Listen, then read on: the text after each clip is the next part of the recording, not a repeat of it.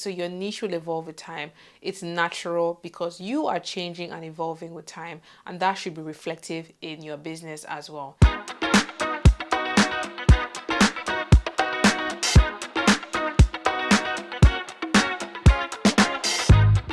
Trying to be everything for everyone in fashion is a recipe for disaster, and is one way to build a business that will be easy to forget.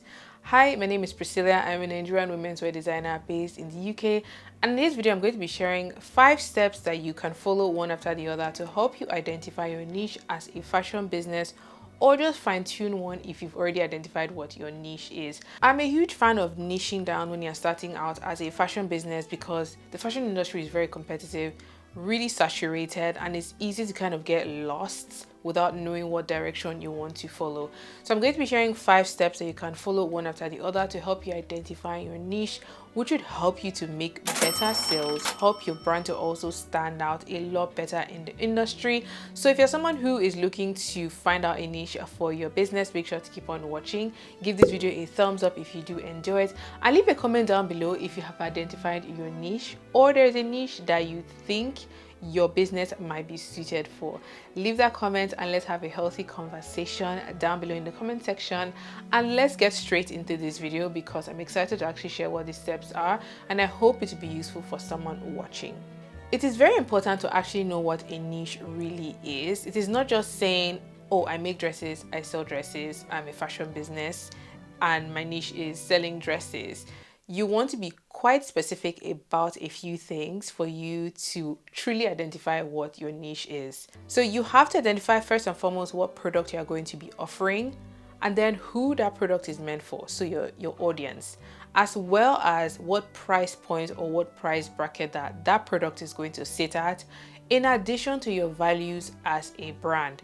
The moment you answer all these questions, you would arrive at a niche that works for you, reflects like you as a business, reflects your values, and would hopefully reach the ideal customer that you have in mind.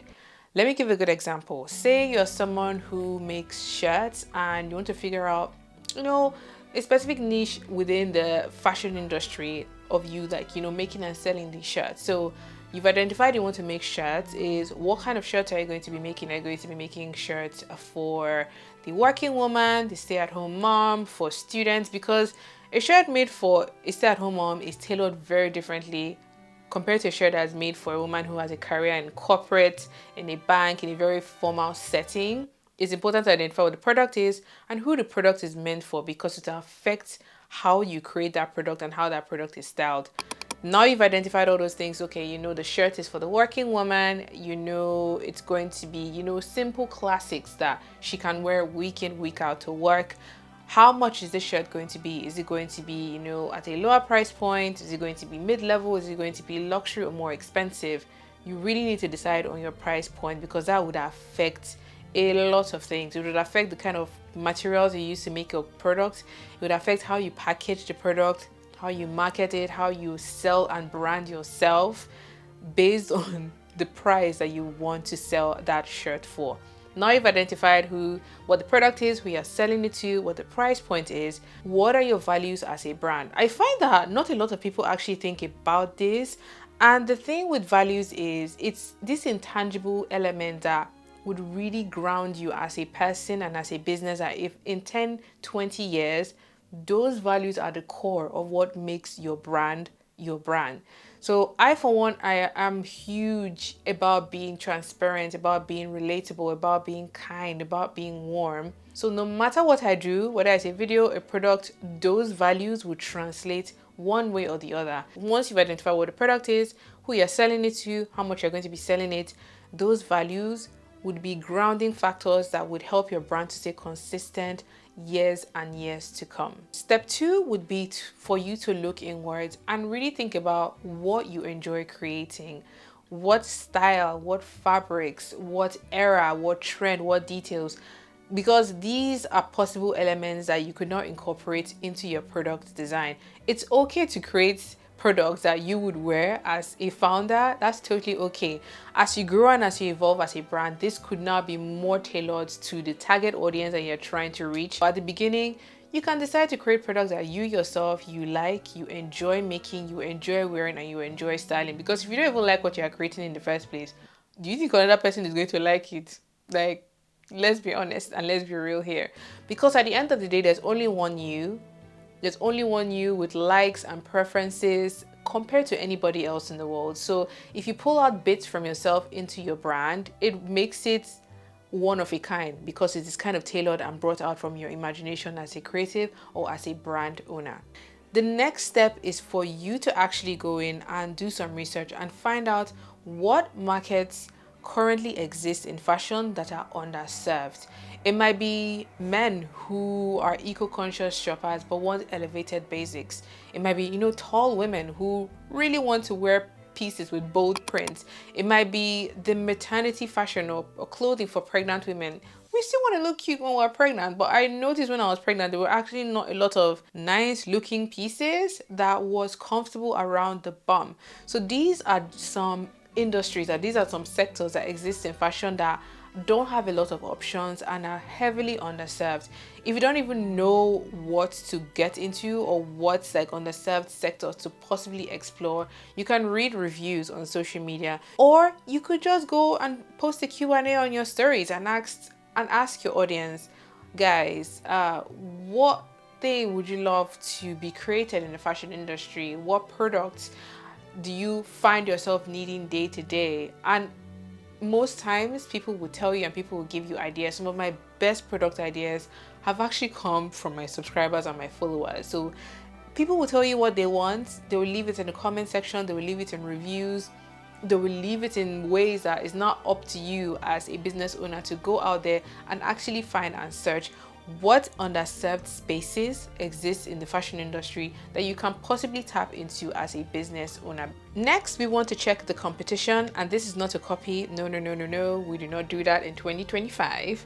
We want to check the competition to see what already exists in the market. So we know what we're going to be selling, who are trying to target that product at, what our price point is, and what elements that we want to explore, our values. We have answered all these questions. Now it's time for you to do your research and go on social media, go on Google, check and see what businesses already exist that create products similar to what you want to create.